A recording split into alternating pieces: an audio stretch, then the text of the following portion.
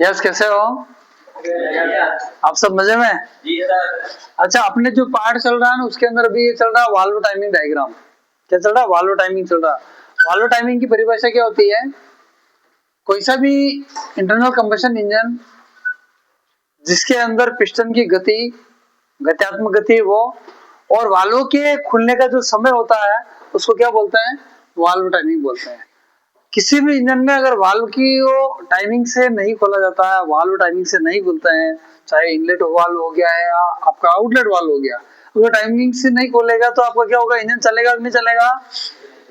चलेगा कि नहीं चलेगा? नहीं चलेगा। आपका क्यों नहीं चलेगा? क्योंकि टाइमिंग टाइमिंग का मतलब ये समय पर खोलना होता है।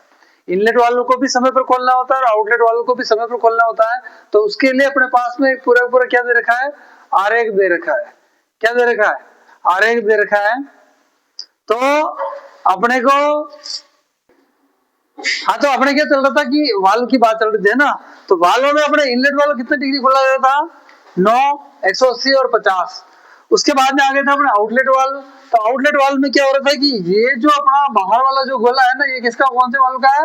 आउटलेट वाल्व का गोला है। तो आउटलेट वाल्व में जो पावर स्ट्रोक जनरेट होता है टीडीसी पर, तो उससे जैसे ही वो पिस्टन बीडीसी पर नहीं पहुंचता उससे पहले ही आपका आउटलेट वाल्व क्या होता है?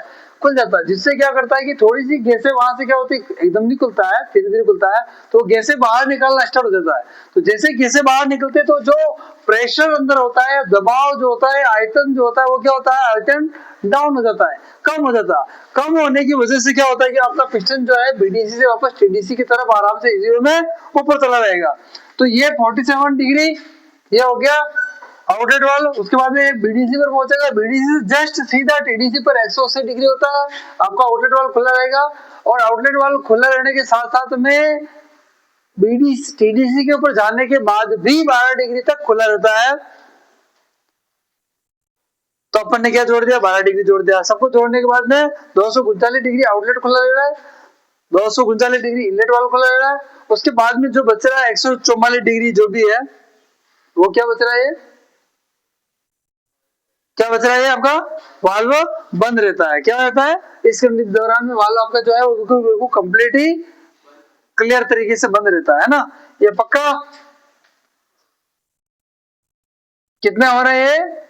478। ये कितने बच रहे हैं? 22, 22 और 100, 100 और 20, 120 और 22 कितने हो रहे हैं? 42 हो रहे हैं। कितने हो रहे हैं? 142 डिग्री तक वाल्व आपका बंद रहता है। ये हो गया आपका टीडीसी, बीडीसी, इनलेट और एग्जॉस्ट वाल्व। सारे इंजनों का कॉमन की बात कर रहे हैं। बाकी पेट्रोल इंजन का अलग होता है और डीजल इंजन का जो होता है वो क्या होता है? अलग होता है, बिल्कुल सिस्टम। उसके अंदर स्पार्क प्लग कब जनरेट होता है डीजल इंजन में, इंजेक्टर कब डीजल का स्प्रे करता है।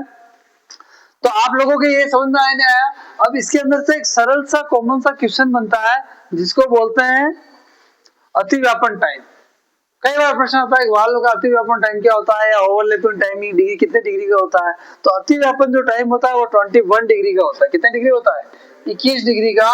ओवरलैपिंग टाइमिंग जो होता है, वाल्व टाइमिंग, वो 21 डिग्री की होती है। इसका मतलब ये होता है कि इस टाइम पे इनलेट भी खुला रहेगा और आउटलेट भी खुला रहेगा, मतलब दोनों वाल्व खुले रहेंगे। एक साथ में क्या करते हैं? एक साथ में दोनों वाल्व खुले हो, चाहे डीजल इंजन हो या पेट्रोल इंजन हो, उसका अतिव्यापन टाइम बोलते हैं। और कितने डिग्री होता है? 21 डिग्री का। इसके अलावा और कुछ पूछना है आप लोगों को? पूछना है कुछ? नहीं पूछना है? चलो ठीक है, धन्यवाद। आगे आप याद करके आना है ना।